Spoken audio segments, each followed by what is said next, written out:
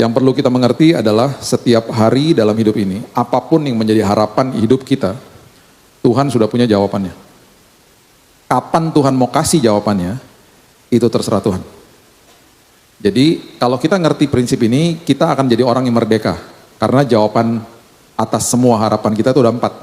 Ya, tidak, tunggu, atau yang A dikasih. Tak selalu Tuhan menjawab doa, namun Dia beri yang terbaik di waktu yang tepat. Hari lepas hari ada kesempatan baru bersama Tuhan. Dan bahkan hari ini Tuhan, kami tahu Roh Kudus yang ada di dalam kami punya pesan yang khusus bagi setiap kami. Dan kami tahu kalau kami duduk seperti Maria di kaki Tuhan, kami menerima yang terbaik untuk memberikan yang terbaik.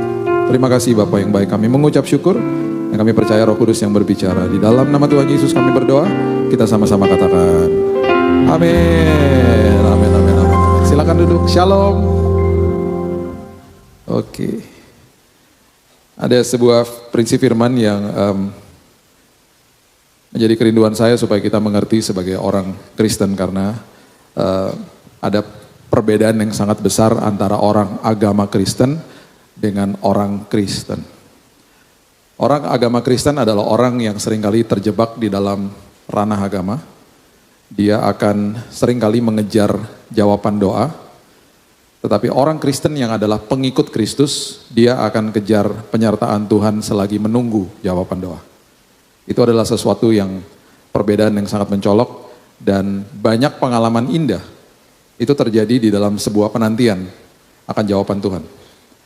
Yang perlu kita mengerti adalah setiap hari dalam hidup ini, apapun yang menjadi harapan hidup kita, Tuhan sudah punya jawabannya. Kapan Tuhan mau kasih jawabannya, itu terserah Tuhan. Jadi kalau kita ngerti prinsip ini, kita akan jadi orang yang merdeka. Karena jawaban atas semua harapan kita itu ada 4. Ya, tidak, tunggu, atau yang A dikasih B. Di dalam A yang dikasih B, kita juga perlu mengerti juga, Tuhan adalah Tuhan yang selalu menjawab kebutuhan, baru menjawab keinginan, atau bahkan keinginan gak dikasih. Karena kebutuhan lebih penting. Contoh, hari ini kita merayakan Minggu Palem lah. Orang sering mengatakan Minggu Palem ketika Yesus datang dan masuk ke Yerusalem di atas keledai, diteriakan Hosana, Hosana. Karena mereka berpikir bahwa dia adalah raja yang akan membebaskan mereka dari penjajahan Romawi pada saat itu. Itu keinginan mereka toh. Waktu mereka sadar bahwa dia tidak datang sebagai raja yang akan membebaskan mereka dari kolonisasi tersebut, mereka sangat kecewa dan mereka mulai teriakan akhirnya, salibkan dia. Itu sebabnya orang Kristen mungkin katakan begini hari ini, saya gak pernah ngomong salibkan dia. Bagi saya, pernyataan orang Kristen banyak yang serupa seperti itu ketika mengatakan begini, saya kecewa sama Tuhan. Karena Tuhan tidak jawab apa yang saya inginkan. Bayangin ya, seorang raja yang dianggap raja sama mereka membentuk prinsip atau mereka membentuk sebuah gambaran raja di dalam pikiran dan hati mereka adalah raja yang membebaskan mereka dari penjajahan di dunia. Itu keinginan daging yang sifatnya sementara. Mereka nggak sadar bahwa dia adalah raja yang datang dan siap dan akan melakukan sebuah penebusan di kayu salib yang akan membebaskan mereka dari perbudakan dosa dan mereka akan dipindahkan dari kerajaan gelap masuk ke dalam kerajaan sorga. Itu kebutuhan, bukan keinginan. Dan mereka nggak sadar bahwa itu pemberian dan kado yang terindah yang disiapkan sama Yesus. Dan mereka teriakan, salibkan dia. Betul, tidak ada satupun orang yang sanggup membunuh Yesus, Yesus menyerahkan nyawanya. Gak ada, kita gak bisa bilang, tentara Romawi, bangsa Yahudi menyalibkan Yesus. Gak ada satupun orang bisa membunuh dia, dia menyerahkan nyawanya kok. Jadi bayangin ya, itu ketika kita ngelihat prosesi dia naik keledai, dan orang teriak-teriak Hosana, artinya save us, selamatkan kami. Dari penjajahan Romawi maksudnya. Itu gambaran daripada keinginan orang yang ingin mendapatkan jawaban instan bagi hidupnya dia. Dan hari ini, seringkali sebagai orang-orang Kristen, kita nggak sadar, kita nggak bisa bedain antara saya ini hanya sekedar agama Kristen atau saya orang Kristen. Orang Kristen artinya pengikut Kristus. Pengikut Kristus adalah orang yang selalu akan kejar isi hati Tuhan, bukan tangannya Tuhan. Orang yang kejar tangannya Tuhan akan mengejar selalu harta, jabatan, status, ketenaran, uang. Sesuatu yang dia bisa lihat lah, sesuatu yang tangible yang bisa lihat. Akhirnya dia kehilangan segala-galanya. Akhirnya orang-orang seperti begitu mulai kehilangan yang namanya pertama kali yang dia kehilangan pertamanya pasti kasih mula-mula karena dia kecewa. Makanya orang kalau ikut Tuhan di awal bisa semangat. Kalau dia tidak dapat dasar yang kuat, dasar yang benar, kecewa dia sama Tuhan. Padahal momen penyertaan Tuhan itu, momen di mana kita lagi nunggu jawaban doa itu momen paling indah. Dan kita kehilangan momen itu, kita kehilangan sekolah kehidupan yang sangat indah itu karena kita fokusnya jawaban doa terus. Coba ya, lihat Yesaya pasal yang ke-30 ayat 18. Yesaya 30 ayat 18. Firman Tuhan katakan begini. Sebab itu, Tuhan menanti-nantikan saatnya hendak menunjukkan kasih-Nya kepada kamu. Sebab itu ia bangkit hendak menyayangi kamu. Sebab Tuhan adalah Allah yang adil. Berbahagialah semua orang yang menanti-nantikan Dia. Saya mau Bapak Ibu perhatikan kalimat yang pertama, bacanya pelan-pelan. Sebab itu Tuhan menanti-nantikan saatnya. Hendak menunjukkan kasih-Nya kepada. Oke, coba perhatikan baik-baik. Tuhan saja menanti-nantikan saatnya. Coba lihat pelan-pelan, camkan pelan-pelan, sadari pelan-pelan. Kalau saya bisa ungkapkan dalam bahasa sehari-hari yang sangat sederhana, ya, dalam tanda kutip ya, seolah-olah Tuhan pun juga nggak sabar mau jawabin doa kita kok. Seolah-olah seperti begitu kan. Saya pun menanti-nantikan saatnya. Dia harus sesuai dengan apa yang dia firmankan. Dia harus juga sesuai dengan rancangan indah dan tepat dan sangat luar biasa. Dan yang pasti akan membawa kebaikan bagi hidup manusia. Dia juga harus mengikuti prinsipnya dia. Dia harus memberikan yang terbaik. Dia pun harus menanti-nantikan saatnya. Saatnya kapan? Contoh. Seorang tua, parents, datang ke toko mainan, anaknya masih 2 tahun, dia akan cari mainan yang untuk 2 tahun, betul nggak? Yang ngasih tahu dia mainan 2 tahun bisa dari 2 informasi, SPG-nya atau box mainannya. 2 sampai 4, 6 sampai 8, 10 sampai 12, dia lihat mainannya. Oh ini cocok nih 2 sampai 4 buat dia, buat anaknya. Sekarang saya mau tanya. Apakah bapaknya ini menanti-nantikan saatnya? Dia bisa kasih mainan 16 tahun ke atas. Oh jelas. Tapi kan dia harus tunggu anaknya dewasa.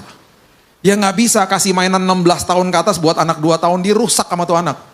Dan bahaya buat tuh anak. Contoh mainan Lego aja. Mainan Lego, kalau bapak ibu beli untuk anak-anak 2 tahun, itu blok-blok Legonya besar-besar segini. Supaya apa? Nggak ketelen sama anak 2 tahun. Sama anak 2 tahun bisa dimasukin mulut kalau dia partikelnya kecil. Nah, mainan Lego yang untuk 16 tahun ke atas, kecil-kecil segini-segini. Karena memerlukan ketelitian dan gak mungkin anak 16 tahun ke atas masukin Lego disetelan. Karena dia udah dewasa. Kenapa saya tahu ini? Karena saya suka Lego. Saya suka main Lego. Jadi teman-teman saya kalau masuk ke rumah, suka lihat Lego di dalam rumah, udah saya bungkus-bungkusin pakai akrilik gitu. Ih, ini Lego ya? Suka Lego? Saya punya Lego gede banget, Titanic, kapal Titanic. Itu 9.000 piece. Buatnya hampir 2 bulan. Itu 1, berapa meter gitu panjangnya, kapal Titanic. Itu kalau dibuka, ada 3 rangkaian, kalau dibuka itu ada kamar-kamarnya detail banget dalamnya. Itu pas buat seneng banget, nyenengin gitu, buat satu-satu gitu semuanya. Saya waktu kena cancer di rumah sakit, dokter saya masuk ke kamar kan, ya, saya lagi di treatment nih, dokter masuk ke kamar, tahu nggak saya ngapain di atas tempat tidur? Buat Lego. Sampai dokter bilang, ini bagus nih, boleh nggak saya fotoin, kata dokternya. Buat apa dok? Saya mau kasih lihat pasien-pasien yang lain, ini bagus banget nih. Supaya kamu fokus, kamu gak mikirin sakitnya kamu, gini. Saya dalam hati, ya emang bagus juga, cuman kan gue gak mikirin juga kan, tiap hari baca firman juga dok. Bukan Lego doang. Percuma gue buat Lego kalau gue stres, gue baca firman dulu pagi-pagi.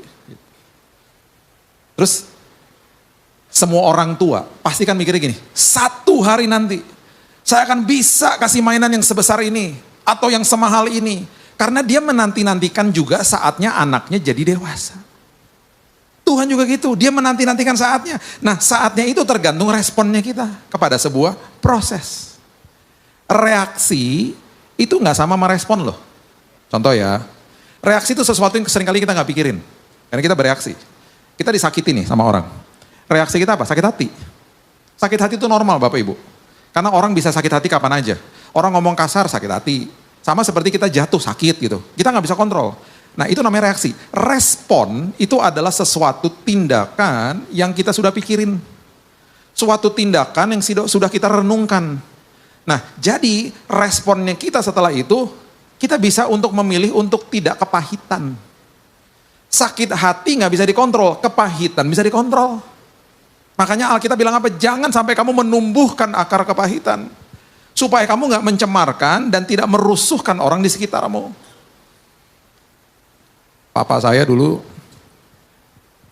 Papanya papa saya tuh tentara Kenil di Tomohon di Manado. Kejamnya luar biasa sama dia. Diikat di pohon, ditelanjangin, papa saya digerayangin semut merah. Dipermalukan lah. Tapi dia kabur. Dia kabur naik kapal ke Surabaya. Dia benci sama papanya. Terus dia akhirnya ke Jakarta. Dia ketemu mama saya di Paduan Suara. Di gereja GPDI Ketapang, Jakarta. Tahun 60-an. Dia Manado, ngelihat mama saya orang India. Jatuh cinta dia sama orang India. Gak tahu, mungkin gak pernah lihat orang India kali dia. Dua-duanya nyanyi di Paduan Suara. Saya kalau nanya sama mama, kan gak ada WhatsApp dulu. Yang dulu caranya gimana tuh pas menyatakan cinta? Mama dikasih surat cinta terus sama si papa. Pulang gereja selipin surat. Pas baca panjang berlembar-lembar. Nama saya John Lantang. Asal saya Tomohon. Ketika saya lihat dirimu, engkau seperti gemerlapan dalam hatiku. Kira-kira begitu loh bunyi. Suratnya udah pada hilang. Cuman kira-kira begitulah. Terus mereka akhirnya nikah. Terus papa kan cerita sama saya waktu saya duduk di bangku SMA. Papanya dia suka gebukin dia. Pertanyaan pertama saya tau gak apa? Papa gak pernah gituin mama? Gak ada KDRT di rumah? Papa gak pernah gebukin anak-anaknya? Malah kita lihat sosok bapak yang penuh dengan sukacita. Hidupnya selalu bercanda-bercanda. Saya kalau dia stres saya gak pernah lihat seumur hidup saya. Karena dia semua dibawa seneng sama dia. Mama dikasih bunga terus sama dia. Lebay sih, agak-agak lebay kadang-kadang. Mama cuman staycation 1 malam di hotel di dalam kota dengan kakak-kakaknya. Mereka punya hotel favorit waktu itu. Mereka ke situ, sering lah mereka ke sana. Cuman semalam di dalam kota. Besoknya mama pulang ada bunga segede-gede bagong. Welcome home. Buset deh pak. Lebay amat sih. Papa juga yang nganterin ke hotelnya. Terus sepatu check out juga dia yang jemput. Dia malas nginep di situ karena harus ngapak-ngapak. Ngapain lah gitu. Bunga. Terus dia bilang gini. Emangnya harus kasih bunga pas lagi ulang tahun sama Valentine aja? Kan bisa kapan aja. Makanya waktu dia pergi dipanggil Tuhan 2010, 15 tahun yang lalu. Oh sampai hari ini saya masih nangis kalau ingat dia. I miss him. Dia udah kayak best friend buat saya. Kenapa dia bisa jadi sosok kayak begitu? Kenapa dia gak ngulangin kejahatan bapaknya dalam hidupnya dan dia lakukan kepada kita? Karena dia katakan begini sebelum dia nikah sama mama saya. Saya lepaskan semua kepahitan di altar Tuhan. Karena saya mau pastikan, saya masuk ke dalam rumah saya, rumah baru saya, keluarga baru saya. Bahkan sebelum kamu lahir, tidak bawa sampah dari masa lalu. Itu responnya dia. Reaksinya dia sakit. Dia bahkan gak ngerti dia sempat kepahitan. Tapi responnya habis itu, saya ambil keputusan. Dan yang kami lihat adalah sosok Bapak yang sangat penuh dengan kasih dalam hidupnya. Saya masih kangen sampai hari ini. Kalau dia masih ada hari ini, dia pasti akan kebingungan antara ikut saya atau ikut adik saya JC pelayanan. Karena dia pasti akan datang, dia akan duduk di depan sama saya. Dia bisa nih sampai sore duduk sama saya. That's my dad. Dan itu yang saya belajar. Dan itu yang kami belajar di rumah. Dan akhirnya kalau kita ngerti itu, kita ngerti penyertaan Tuhan, kita akan jaga kasih mula-mula. Wahyu pasal yang kedua ayat yang keempat. Teguran Tuhan kepada jemaat di Efesus dikatakan begini. Namun demikian, Wahyu 2 ayat 4. Namun demikian aku mencela engkau karena engkau telah meninggalkan kasihmu yang semula. Sebab itu ingatlah betapa dalamnya engkau telah jatuh, bertobat dan lakukan lagi apa yang semula engkau lakukan. Makanya ya orang di awal tuh gampang. Ketika dia gak ngerti perjalanan hidupnya sama Tuhan, gak ngerti yang namanya sekolah kehidupan, kecewa akhirnya. Kasih mula-mulanya hilang. Perhatikan prinsip ini baik-baik. Sebelum itu saya mau tanya dulu deh. Siapa yang pernah jatuh cinta? Yuk angkat tangan sama-sama, 1, 2, 3. Oh Tuhan ampuni yang gak angkat tangan Tuhan, pembohong-pembohong. Pagi-pagi udah bohong, gak mungkin gak jatuh cinta. Jatuh cinta gak dosa tahu. Bisa jatuh cinta dari jarak jauh, gak kenal juga bisa. Namanya juga jatuh cinta, kan gak kekontrol gitu. Jatuh cinta tuh letaknya di jiwa. Kasih letaknya di dalam roh. Jatuh cinta adalah perasaan, kasih adalah keputusan. Paham ya? Ntar satu hari kita dalami tentang itu. Oke? Nah, orang waktu jatuh cinta, Saya waktu jatuh cinta sama yang sekarang jadi istri saya, selalu yang namanya kasih mula-mula, itu selalu ada yang namanya prioritas, intensitas, kualitas. Saya ketemu sama dia kan, terus dia bilang ini, kamu kan sibuk Bil, kok kamu ketemu aku terus kan? Prioritas. Terus kok kamu tiap hari kesini? Intensitas.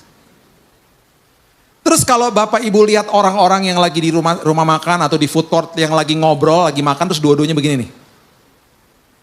Itu kasih mula-mula, lagi pacaran. Tapi ketika dua-duanya lagi makan di meja makan, dua-duanya begini, itu udah 15 tahun kawin. Hah? Terserah lu, ya terserah deh. Jadi ya, yang namanya kasih mula-mula, prioritas, intensitas, kualitas, tinggi pasti. Duduk sama-sama, kualitas ngobrolnya tinggi. Catat ini baik-baik. Prioritas, intensitas, dan kualitas, kalau dijaga sama dengan konsisten. Orang yang konsisten, jarang. Orang yang konsisten dimintai pendapat sama orang lain. Orang yang konsisten hidupnya jadi berkat buat orang lain. Orang yang konsisten dia sedang khotbah tanpa kata-kata. Orang yang konsisten selalu diberikan kepercayaan sama orang karena dia konsisten. Jadi kuncinya ngapain? Jaga prioritas, jaga intensitas, jaga kualitas. Itu adalah unsur atau elemen dari kasih mula-mula. Makanya orang yang baru jatuh cinta sama Tuhan diajak ngopi-ngopi susah. Hari Senin besok ngopi bisa nggak? Nggak bisa lah bro, ada komsel di gereja. Selasa ya, nggak bisa lah komsel kedua, banyak banget komsel lo. Bro, gue nih baru jatuh cinta sama Tuhan, udah lu jangan ganggu gue nih ngopi-ngopi deh. Rabu nggak bisa kebaktian tengah minggu. Bahkan paginya ada kaum ibu. Gue sering diusir dari kaum ibu, tapi gue ngumpet-ngumpet saking hausnya sama firman Tuhan. Kamis nggak bisa bro, komsel ketiga, banyak banget sih komsel lo. Iya semua rumah gue datengin makan gratis soalnya kurang ajar. Jumat nggak bisa, PW. Emang lu bisa main musik? Enggak, gue hangout aja sama anak PW, gue pengen satu hari gue bisa main drum. Sabtu, youth bro, youth. Lu kan udah tua, jangan salah. Semua ibadah gue ikutin. Youth, kaum ibu, sekolah minggu kadang-kadang gue datengin. Semua firman gue butuh bro, dari kecil sampai besar. Minggu, lu kagak tahu WTC 5 kali. Gue lagi proses minta sama Pak Wiryo, kalau bisa gue tinggal dalam gereja bro. Gue minta kunci, gue yang bukain gereja, malam gue yang kunci gereja, gue tinggal dalam gereja. Udah lu jangan ngajak-ngajak gue ngopi itu minuman duniawi bro, gue minumannya perjamuan kudus. Orang kayak gitu tungguin aja 6 bulan, tanyain lagi.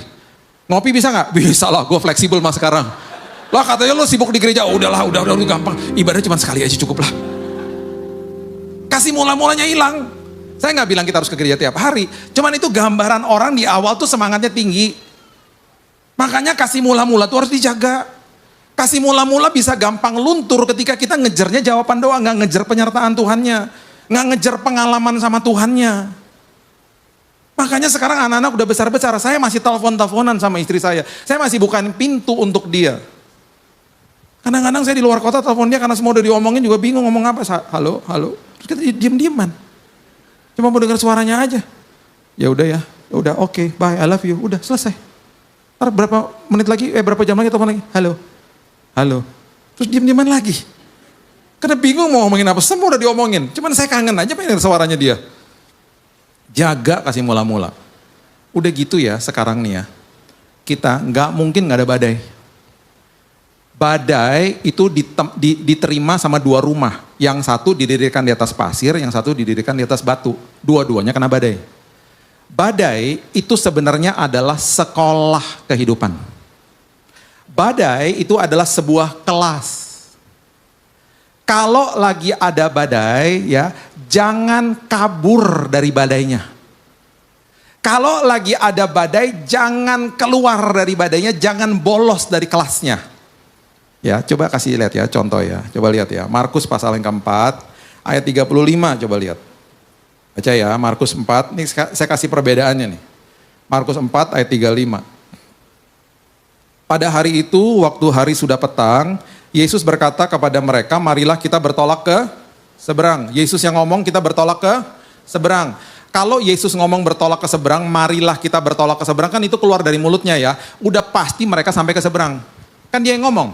Kalau saya ngomong, Bapak Ibu saya nganterin ke seberang, yuk, saya nggak bisa kasih jaminan kan.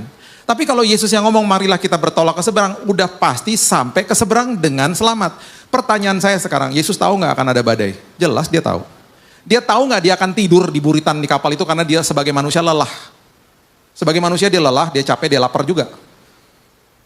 Dia tahu semuanya itu. Itu sebabnya dia berfirman dengan maksud ketika nanti ada badai, firmannya udah memproteksi mereka. Dan Yesus akan ada di perahu bersama-sama dengan mereka. Nggak mungkin mereka celaka. Mereka meninggalkan orang banyak, ayat 36, bertolak membawa Yesus beserta dengan mereka dalam perahu di mana Yesus telah duduk dan perahu-perahu lain juga menyertai dia. Lalu mengamuklah taufan yang sangat dahsyat, ombak menyembur masuk ke dalam perahu, sehingga perahu mulai penuh dengan air. Sekolah kehidupan dimulai. Dia mau lihat, ini bertahan gak di dalam kelasnya, atau mereka mau kabur dari kelasnya. Dengan kata lain, mereka memberhentikan kelasnya. Ayat yang berikutnya dikatakan begini, pada waktu itu Yesus sedang tidur di buritan di sebuah tilam. Harusnya jangan dibangunin. Jangan dibangunkan, dia udah berfirman, marilah kita bertolak ke seberang. Artinya kita pasti sampai ke seberang dengan selamat. Udah tenang aja, dia ada di dalam perahu kehidupanmu, mana mungkin kau celaka. Walaupun ombak udah menyembur masuk, pasti kau selamat. Ini kelas soalnya. Di dalam sebuah kelas-kelas seringkali kita merasa terpojok. Di dalam sebuah sekolah kehidupan kita ngerasa tertekan. Maka murid-muridnya membangunkan dia dan berkata kepadanya, guru, engkau tidak peduli kalau kita binasa. Dengan kata lain, kalau saya bisa tambahkan, mereka bilang gini, guru, selesaikan dong kelasnya, kami nggak tahan. Kami nggak mau kelasnya, selesaikan. Yesus bangun, dengan kasih karunia dia menghardik angin itu dan berkata kepada danau itu, diam, tenanglah. Lalu angin itu reda dan danau menjadi teduh sekali. Ayat berikutnya adalah ayat yang menyatakan Yesus itu setuju sama pernyataan atau permintaan mereka atau tidak, itu ada ditulis di ayat berikutnya. Kalau dia setuju sama pernyataan atau permintaan mereka untuk badainya di stop, ayat berikutnya akan berbunyi begini. Lalu ia berkata kepada mereka, terima kasih ya guys udah bangunin saya, hampir kita mati bareng. Betul nggak? Aduh makasih ya, aku juga sampai deg-degan loh. Aduh thank you banget dibangunin ya, hampir kita tenggelam bareng. Dia ngomong gitu nggak? Nggak. Apa yang dia katakan? Dia bilang begini, kenapa kamu begitu takut? Dan kalimat kedua ini kalimatnya nempeleng banget, dia bilang gini, kenapa kamu tidak percaya? Kan saya udah ngomong di awal, marilah kita bertolak ke seberang. Kenapa kamu bangunin saya? Perhatikan apa yang terjadi ketika kelasnya di stop. Perhatikan apa yang terjadi ketika orang tidak mau menyelesaikan sekolah kehidupan. Mereka menjadi sangat takut, ayat 41. Udah takut, makin takut, karena nggak selesai kelasnya. Kalau kelasnya selesai, mereka akan melampaui, mereka akan belajar yang namanya menangani ketakutan. Mereka menjadi sangat takut dan mereka berkata seorang kepada yang lain, siapa gerangan orang ini sehingga angin dan danau pun taat kepadanya. Mereka makin takut dan mereka tidak mengerti siapa Yesus. Kenapa? Sekolah kehidupan diberhentikan sama mereka. Kalau ada badai, jangan di stop. Karena Tuhan sedang berjalan bersama dengan kita, menembus badai itu. Banyak orang Kristen berdoa minta terobosan. Namanya juga terobosan, berarti nerobos badai itu. Nggak dikasih jalan pintas. Nerobos badainya sama Tuhan.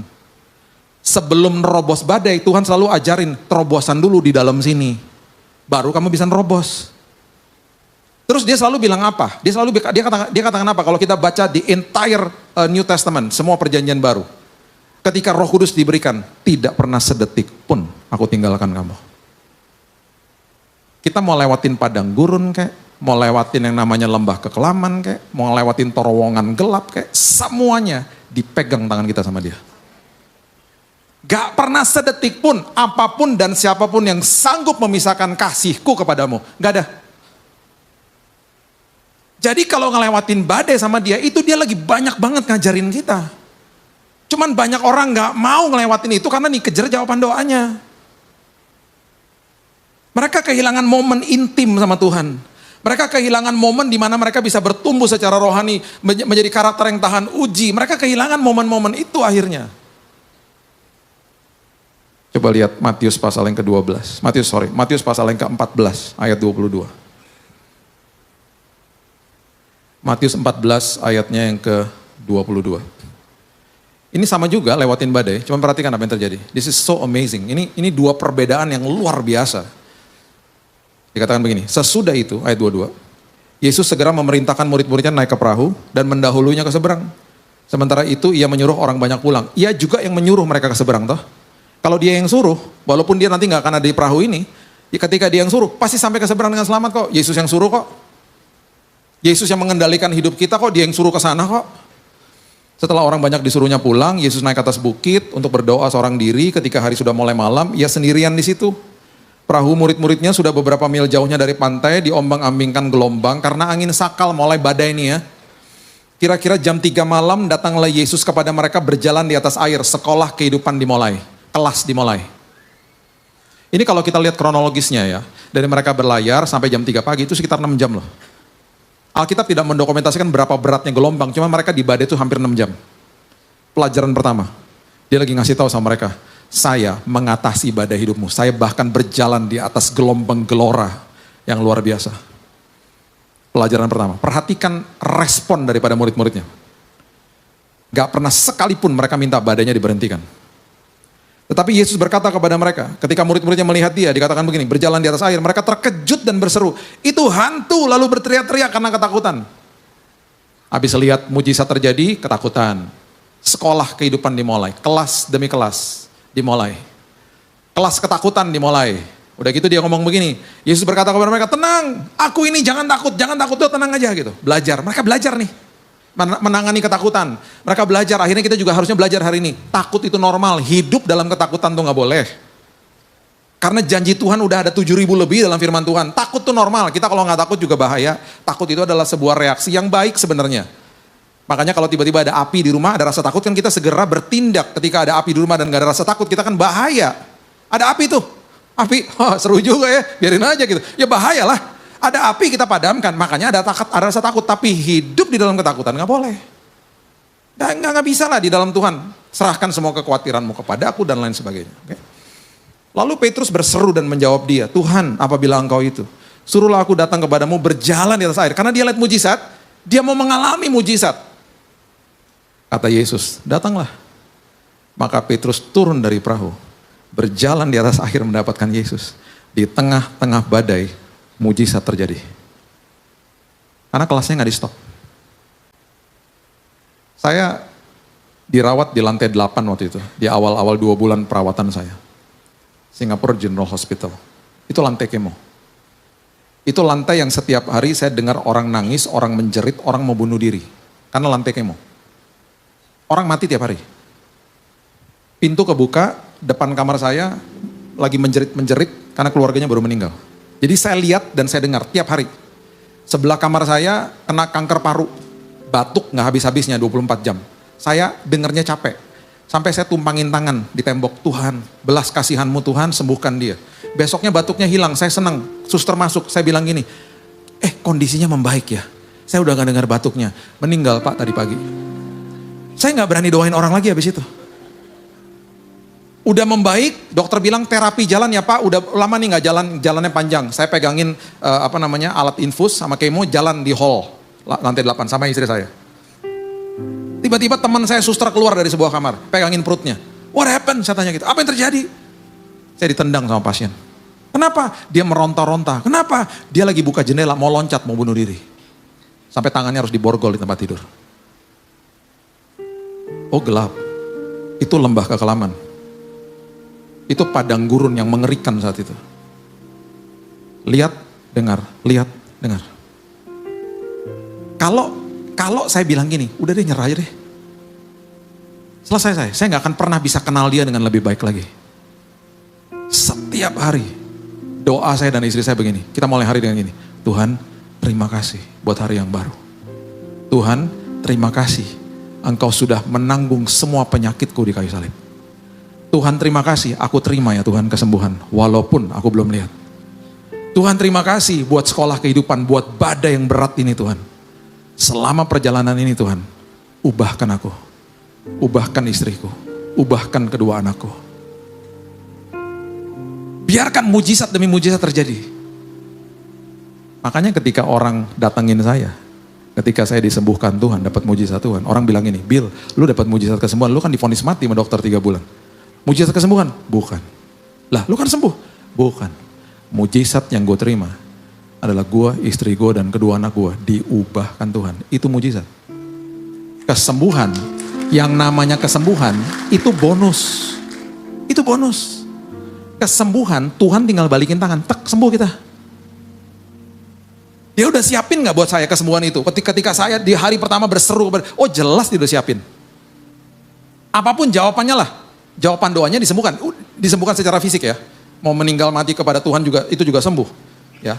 Kesembuhan saya udah ditetapkan sama dia dari awal. Kan saya nunggu tuh jawaban doanya. Selama pengalaman nunggu jawaban doa, kalau saya gak berubah, kalau saya gak ada perubahan karakter bertumbuh, percuma lah pengalaman itu. Makanya mujizat terbesar aku diubahkan Tuhan. Kesembuhannya bonus, karena kesembuhan tak balik tangan sembuh kita. Perubahan karakter kan memerlukan respon dari kita.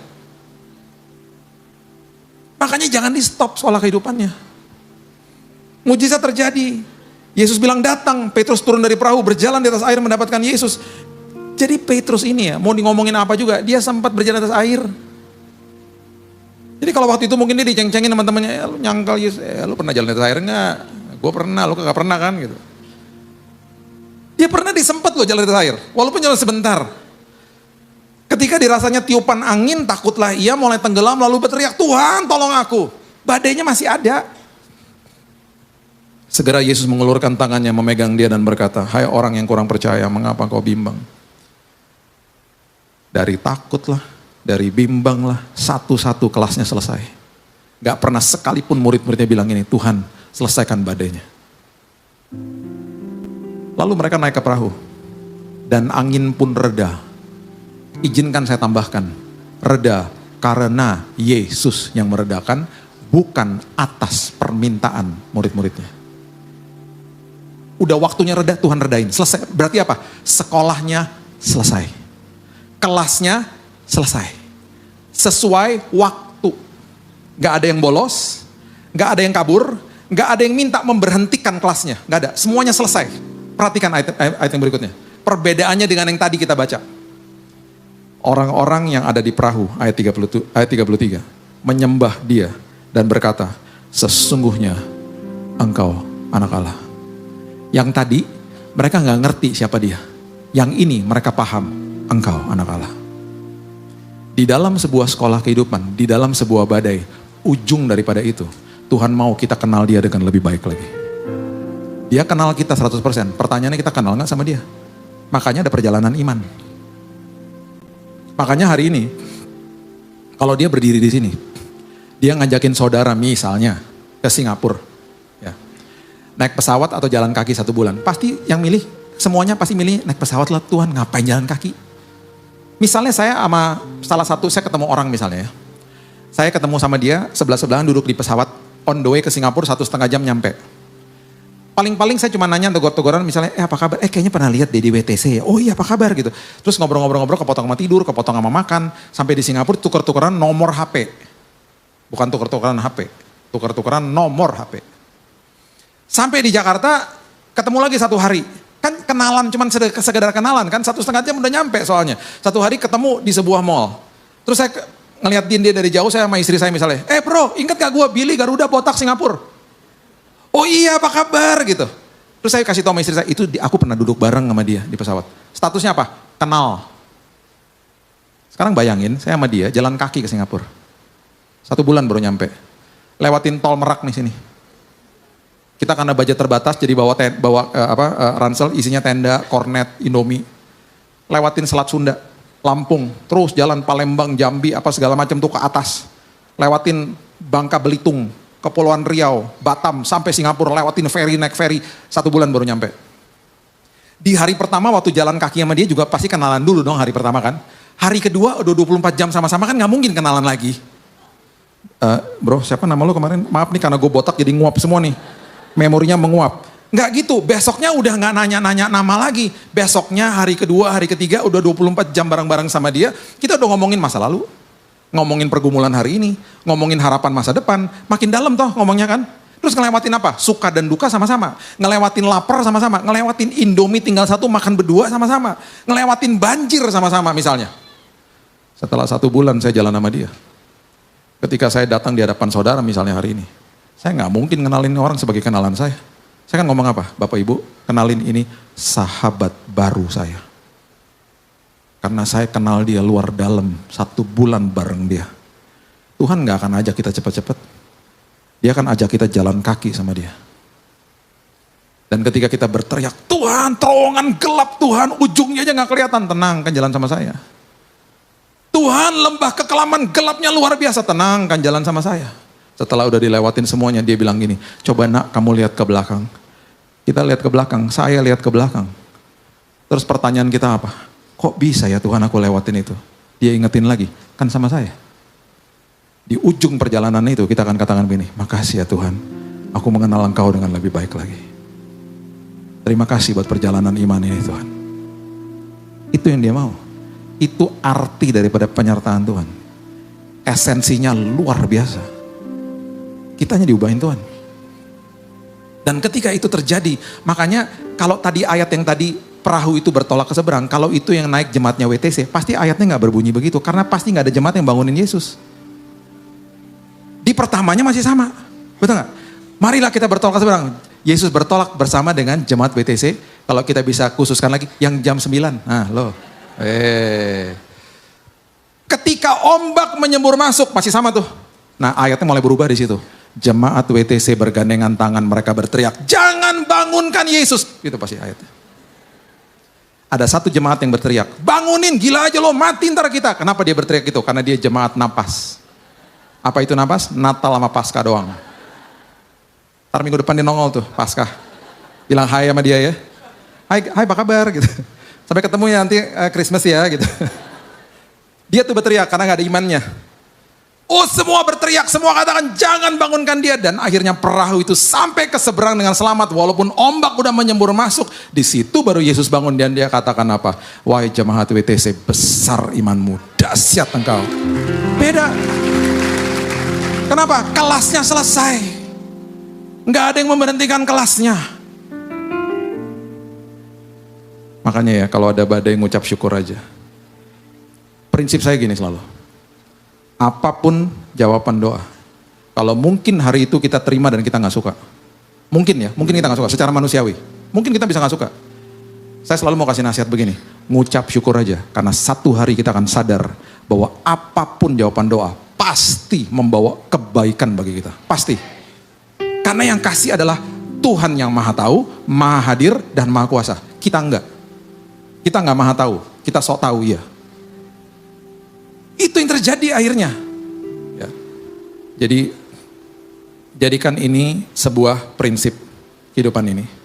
Alami kebaikan Tuhan. Dan udah pasti semua komitmen kita untuk hadir di dalam penyertaan itu. Semua komitmen yang kita bilang Tuhan, gak apa-apa Tuhan ada di dalam badai. Pasti, catat ini baik-baik, membawa tanda. Orang ya, yang komitmen di dalam apapun yang dia lakukan, pasti ada tandanya. Orang yang komitmen narkoba ada tandanya, ntar dia beler gitu. Tandanya gitu. Rusak hidupnya. Orang yang komitmen ada dalam penyertaan Tuhan, hidupnya pasti ada tandanya apa? Kesaksian hidupnya luar biasa. Orang yang komitmen maintenance misalnya, pasti tangannya besar sebelah. Kalau ada orang ngajakin ngadu maintenance, lihat aja tangannya. Kalau tangannya nggak besar sebelah, dia nggak komitmen maintenance. Dia nggak jago. Kalau tangannya gede sebelah, wah, itu pasti komitmen. Makanya komitmen tuh selalu kelihatan. Kelihatan, orang yang komitmen belajar sesuatu bidang dalam kehidupan pengetahuan, pasti ngomongnya jagoan tentang itu. Seorang ekonom, ketika dia belajar, ngobrol sama dia, oh jago. Itu tandanya, tanda sebuah komitmen. Orang yang komit masuk ke dalam penyertaan Tuhan, oh beda. Dia gak akan ngomong begini. Gue kecewa nih sama Tuhan, udah doa, udah puasa, Tuhan gak jawab-jawab. Dia gak gitu, dia akan ngomong gini, gue udah doa sih, gue udah puasa. Udah terima jawaban doa? Belum. Tapi gue udah puas. Karena selagi gue nunggu jawaban doa, gue banyak banget ngalamin Tuhan. Orang-orang seperti begitu, ngomongnya beda pasti. Ya. Saya tutup sama kisah nyata ini. Berapa tahun yang lalu ketika anak-anak masih kecil-kecil, saya diajak sama teman saya pergi ke kota namanya Makau. Waktu itu Keaton itu masih kecil lah, jadi saya pakai kereta anak. Satu hari kami di hotel sama teman saya, kita lihat, ini ada, biasalah teman saya nyarinya babi terus ya. Makanan babi mau tiap hari ya. Saya juga sih. By the way ya, dokter nutrisi saya waktu saya selesai cancer, dia bilang gini, kan diajarin cara makannya, dia bilang gini, Pak, kalau di atas meja ada babi sama sapi, pilih babi. Kenapa dok? Karena babi itu daging putih. Dan fatnya itu ada kolagennya. Saya tahu nggak ngapain. Terima kasih Tuhan Yesus. Engkau baik Tuhan, terima kasih Tuhan. Banyak yang seneng tuh muka-mukanya. Banyak yang seneng banget. Aduh ini terobosan hari ini untuk gue datang ibadah. Makan babi habis ini gue. Itu kata dokter. Kalau apple to apple Pak ya, pilih aja babinya. Karena itu daging putih. Makasih ya dok. Itu pewahyuan yang sangat dahsyat buat saya. Jadi teman saya ngajak makan babi. Terus dia bilang gini, ini ada di mall. Mallnya sebelah hotel bintang 5. Nah kalau mau ke sana nih ada informasi lagi nih. Kita bisa naik bus ya ke arah situ, busnya gratis. Karena busnya hotel. Jadi nyampe ke hotel tinggal ke sebelah udah mallnya. Jadi besoknya kita cari busnya. Ketemu bus gratis, bagus busnya. Karena hotel bintang 5. Saya kan bawa kereta anak. Pas saya mau masuk ke dalam bus, saya kan harus taruh kereta anak di bagasinya bus. Bagasinya bus kan bukan kayak di mobil di belakang, di samping kan. Terus dibuka dari samping kan. Jadi saya ngeliat supirnya dia main HP, dia gak peduli. Jadi saya buka sendiri bagasinya, saya masukin kereta anak, saya tutup lagi bagasi samping di bus. Terus saya naik. Pas turun begitu juga, udah nyampe. Pas turun saya lihat lagi, ini supirnya gak peduli gitu. Jadi saya pikir, udah berarti saya yang buka sendiri lagi, saya harus ambil sendiri. Ini kan supir di sini, pintu bus di sini, turun, bagasinya kan bagasi bus di samping sini kan. Jadi saya buka bagasinya, pas saya lihat, aduh kereta anak udah masuk ke dalam, karena gak ada barang yang lain, kan busnya kanan kiri. Jadi saya merangkak masuk ke dalam badannya bus, mau ngambil kereta anak saya. Tiba-tiba saya dengar pintu busnya ketutup, jegrek. Berarti kan selesai, orang pada turun semua kan, busnya jalan dong. Jalan, busnya jalan. Saya panik dong, harusnya saya diam aja di situ. Jangan loncat keluar, tunggu sampai dia berhenti baru saya loncat. Ini karena saya panik, saya loncat keluar Bapak Ibu. Loncat itu koprol sampai 2 kali. Karena busnya udah jalan kan, koprol sampai 2 kali terus berdiri. Bisa berdiri, puji Tuhan berdiri, sakit, marah, malu, kesel gitu. Busnya jalan, dia gak tahu tuh saya di situ. Orang-orang di lobi hotel berteriak-teriak, stop gitu. Tadinya kan mereka teriak-teriak stop. Akhirnya dia gak denger juga, dia jalan terus. Sampai waktu dia udah mau keluar dari pelataran hotel, distopin sama satpam. Satpamnya berdiri depan bus begini-begini, melambai-lambai. Itu masih kebuka itunya, bagasinya. Itu kalau dia duduk di sini, kalau dia lihat spion, kelihatan lah kebuka. Berarti dia tidak hati-hati. Main HP melulu sih. Dia jalan terus, akhirnya di stopin sama satpam. Satpamnya marah-marah, dalam bahasa Mandarin saya nggak ngerti. Terus saya jalan ke arah busnya, karena busnya berhenti kan. Pengen ngambil kereta anak saya. Puji Tuhan saya bisa jalan, puji Tuhan saya nggak ada yang patah. Saya jalan walaupun tertati-tati begini, jalan. Ketemu sama dia, dia minta maaf dalam bahasa Mandarin. Dia sampai sujud-sujud di depan saya. Karena habis dimarahin, saya juga nggak ngerti dia ngomong apa. Saya juga bilang, udahlah, it's okay, udah. Saya ambil kereta anak saya, udah saya pergi. Saya gak mau urusan sama dia, udah. Saya gak ngerti juga dia ngomong apa. Sampai di lobi hotel, itu tamu-tamu marah dong. Pak, tuntut aja Pak. You have to sue the hotel, sue them. Pokoknya kami mau jadi saksi, bla bla bla segala macam. Temen saya bilang gini, lo tadi Bill, pas lo lagi koprol 2 kali Bill. Keren banget Bill. Bill, itu kayak Fast and Furious Bill. Lo kayak James Bond Bill, keren banget Bill. Lo tau gak jarak ban belakang sama kaki lo Bill, cuman segini Bill. Keren banget Bill. Gue pas ngeliat gue sampai wow. Lo harus minta tuh CCTV-nya lo kirim ke Hollywood Bill. Lo jadi stuntman Bill. Wah keren banget Bill. Kok bisa gitu ya Bill? Koprol 2 kali gue berdiri gitu. Wah keren banget lo Bill, keren banget. Keren apaan, sakit tau kaki gue Sampai di hotel, saya ditawarin sama pihak hotel. Pak mau tulis gak surat komplain? Saya sebenarnya sih udah malas gitu ya. Udahlah puji Tuhan saya gak apa-apa, saya mau tinggal aja karena kasihan mereka mau makan kok, mau makan siang. Akhirnya ditawarin, harus tulis. Ya udahlah saya tulis email. Udahlah saya tinggalin. Minggu depan pas udah pulang, dapat email saya dari hotel itu. Jika ada keperluan medis, tolong kasih tahu sama kami akan ganti semuanya, no question ask. Kirim aja receipt-nya. Dan please jangan sebar-sebarin, mereka malu, mereka big chain. Kalau saya viralin nggak bahaya kan, saya juga, tapi nggak kepikiran juga begitu-begitu. Udahlah, udah lewat juga, puji Tuhan saya oke. Waktu dia kirim email begitu, ada teman saya di rumah. Dia baca juga emailnya, dia bilang gini, Bill, kesempatan Bill. Udah Bill, gue bantuin lu buat receipt palsu Bill. Kita charge aja di 200 sampai 300 juta. Udah lu dikirim uang, lu bagi gue lah Bill. Terus tau gak dia bilang apa? Lu layak Bill. Lu jadi orang jangan naif. Lu dirugikan, lu layak Bill. Dapat ganti rugi. Lu jangan bego deh ya. Malam-malam sebelum tidur, hamba Tuhan manusia juga terngiang-ngiang tuh. Engkau layak, engkau layak, engkau layak.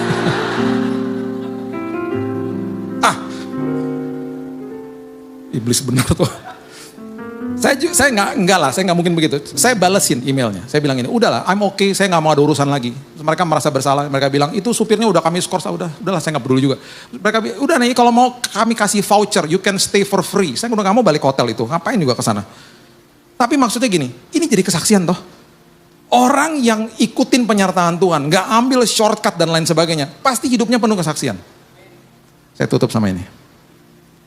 Waktu kita masih bayi, kita akan pegang jari daripada orang tua kita. Waktu kita beranjak jadi balita, kita akan pegang mainan. Musim berganti, kita jadi remaja, kita pegang HP mungkin. Kita jadi pemuda, kita pegang tangan pacar. Kita jadi mahasiswa, kita pegang ijazah. Kita masuk sebagai eksekutif muda, kita pegang tangga karir. Kita masuk ke dalam pernikahan, kita pegang tangan pasangan. Kita masuk ke dalam dunia pensiun, kita pegang stick golf atau mungkin alat berkebun. Dan kita masuk ke dalam usia lanjut. Mungkin kita pegang tongkat saat itu. Musim berganti, yang kita pegang berubah-berubah. Ada satu tangan yang tidak pernah melepaskan kita.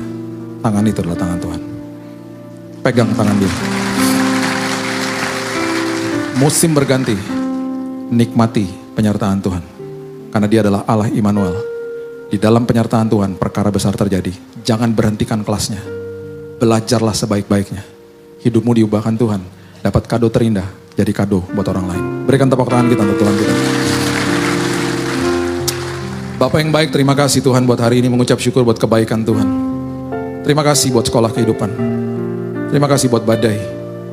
Terima kasih kami belajar hari ini Tuhan. Tidak pernah sedetik pun tangan-Mu meninggalkan kami. Dan justru ketika kami sedang melewati masalah, kami sedang diajar sama Tuhan. Bahkan kami mungkin sedang didisiplin sama Tuhan. Bukakan hati kami Tuhan, bukakan pikiran kami, supaya kami menikmati penyertaan Tuhan. Karena disitulah perkara besar terjadi.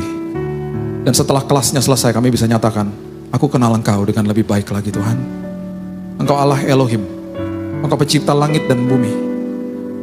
Dan terima kasih buat perjalanan iman, supaya kami mengenal Engkau ya Tuhan. Ajari kami supaya kami sabar. Ajari kami supaya kami berserah. Ajari kami supaya kami tidak menyerah tetapi berserah kepada Tuhan. Kami serahkan hidup kami dalam tangan pengasihan Tuhan. Dan hidup kami pasti penuh kesaksian. Hanya di dalam nama Tuhan Yesus kami sudah berdoa dan mengucap syukur. Kita sama-sama katakan amin. Tuhan berkati. Tak selalu Tuhan menjawab doa, namun Dia beri yang terbaik di waktu yang tepat.